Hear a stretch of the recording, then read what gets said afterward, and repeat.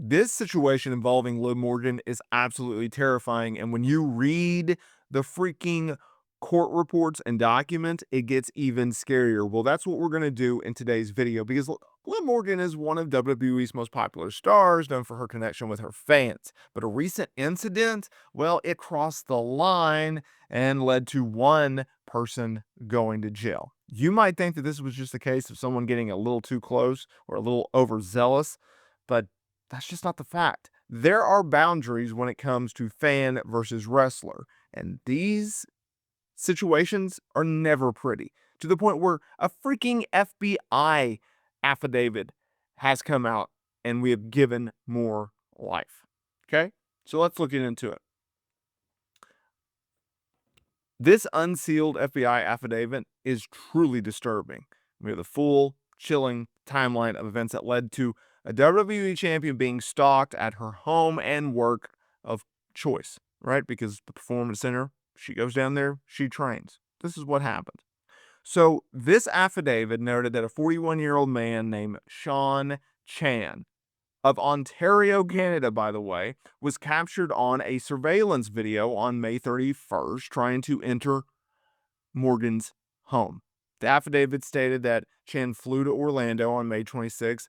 4 days later, arrived at Morgan's residence. The footage reportedly shows him circling the property, trying the front door handle multiple times, and searching for a spare key. After failing to gain entry into her house, Chan allegedly found an air rifle that had been left on the porch and was seen on video holding the weapon. The affidavit identified the weapon as just an air rifle capable of firing metal pellets at 600 feet per second. It's a BB gun. Can we just say a BB gun? I have one. I'm sure people have shot one as well. After more than 2 hours, Chan left a handwritten note near the front door that included his name and contact information stating, "I came here to pay, just a friendly visit, nothing more." On June 3rd, Chan then appeared at the Performance Center where Morgan was at for a NXT live event. Security personnel who had been alerted was shown on the surveillance footage, recognized Chan, and notified the authorities. He was taken into custody, and during a search, officers reportedly found 2 bottles of liquid on his person. Now, Chan described it as medicines, one of which was to treat injuries such as bleeding, which is interesting. Now, look, Morgan informed police that she did not know who this person was. He has been indicated on one count of interstate domestic violence and is scheduled to appear in federal court in Orlando on July 18th. There have been countless incidents where WWE stars have had to deal with stalkers or crazed fans, and it's not just females. Like The Undertaker, he told a story on his podcast how he lives down in Texas. Some old boy decided he's just going to walk on his property, and Taker's like, "I have a big property and my driveway is very long, and this dude just shows up at my door, right? And what are you doing? Well, I just want to talk to you." And it's like, dude, you're on private property. What are you doing? I don't understand this, and I've never understood this, and I probably won't ever understand it. And I hope I do, but I just don't. I don't get the situation of like people going nuts. I understand it's mental health and I feel sorry for them and I hope they get help that they deserve. But I don't understand this ideology of, okay, you're going to do some crazy stuff to meet a person, right? Like, I don't get that. Even just, well, I'm going to fly from one country to another to show up at a person's house. Like, you have to walk through the room and go, you know what, that probably doesn't sound right. I understand they have mental health issues. And when it comes to female talent, they deal with a lot of this situation where they have to deal with crazies, right? John Cena, he recently talked about how he had a situation where he was followed in a car with him and his wife, and they had to pull over. And John was like, "I understand you want an autograph, but this is not the way you do it."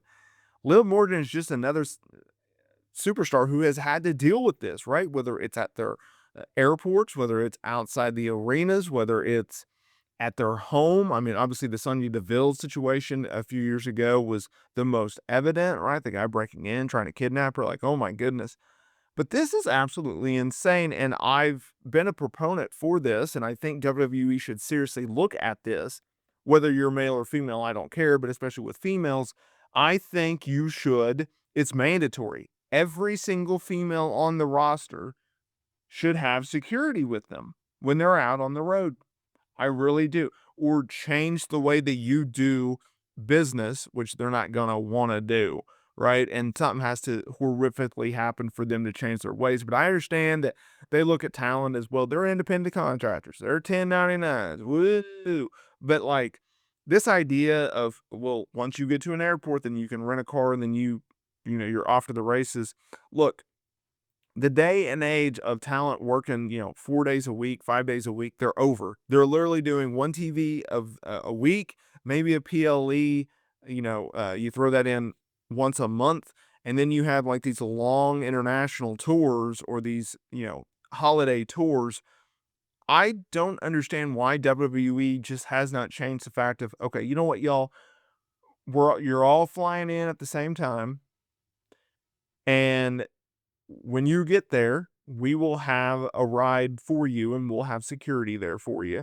And here's your hotel. Everyone stays at the hotel, the same hotel. Everyone, here's a gym that we're going to at this time, and you just link it all together to a help protect talent. Okay, these are athletes. These are professional athletes. They are, entertainers. They are celebrities. It also makes the company look better of like, hey, we're taking care of you.